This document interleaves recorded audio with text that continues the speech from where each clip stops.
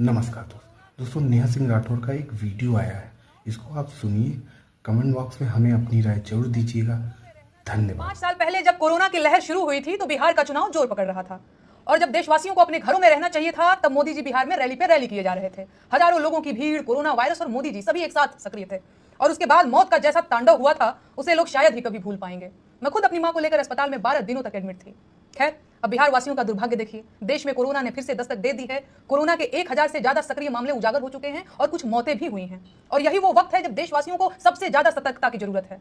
लेकिन बिहार का चुनाव फिर से जोर पकड़ चुका है और मोदी जी फिर से बिहार में रैली करना शुरू कर चुके हैं और अब वो रुकने वाले नहीं हैं। आज ही बिहार में मेरे घर से कुछ दूरी पर विक्रमगंज में मोदी जी ने रैली की। वहां उन्होंने वही सब बोला जो वो अक्सर बोलते हैं कि दुश्मनों को ढेर कर देंगे, सिंदूर की रक्षा करेंगे, आदि आदि। हालांकि जिन 4 आतंकवादियों ने पहलगाम में हत्याएं की थी उनके बारे में अभी तक कोई खबर नहीं है, लेकिन मोदी जी तो मोदी जी हैं और वो वचने किम दरिद्रता को आधार बनाकर बात करते हैं। तो आज उन्होंने मंच से बिहार के लिए लगभग 50,000 करोड़ की योजनाओं के वादे किए और बिहार की जनता ने भी मुस्कुराकर उनका स्वागत किया।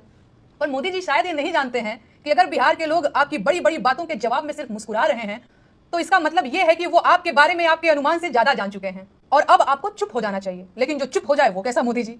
तो वे धारा प्रवाह बोलते रहे और मंच से ही आतंकवादियों की लाशें गिराते रहे। फिर जब धरती खून से लाल हो गई और आतंकवादियों के खून से बने कीचड़ में बिहार वासियों की चप्पल धंसने लगी, लोग फिसल फिसल कर गिरने लगे, तब जाकर उनकी वाणी पर विराम लगा। उसके बाद लोग अपना अपना बिरयानी पैकेट और दिहाड़ी लेकर जलती धूप में नंगे सिर अपने घर वापस लौट गए।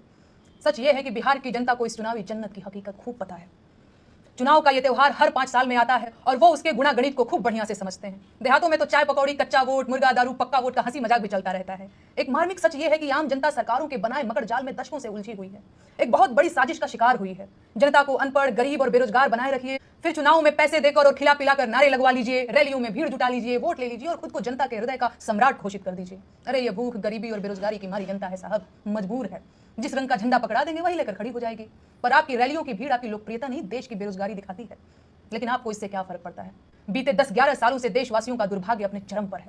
इस दौरान देश नोटबंदी, आर्थिक बर्बादी, आतंकवादी हमले, कोरोना महामारी, भगदड़ों और मौतों का लंबा सिलसिला देख चुका है।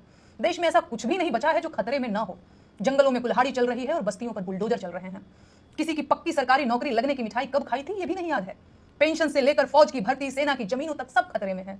मुसलमान खतरे में है ये बात अखबारों से मालूम होती है और हिंदू खतरे में है ये बात भाजपा बताती है। तो कुल मिलाकर ये देश खतरे में पड़ चुका है। ऐसे में अगर कुछ खतरे में नहीं है तो वो है भाजपा नेताओं की स्वच्छंदता और देश के तमाम शहरों में नए बने भाजपा के बहुमंजिला कार्यालय।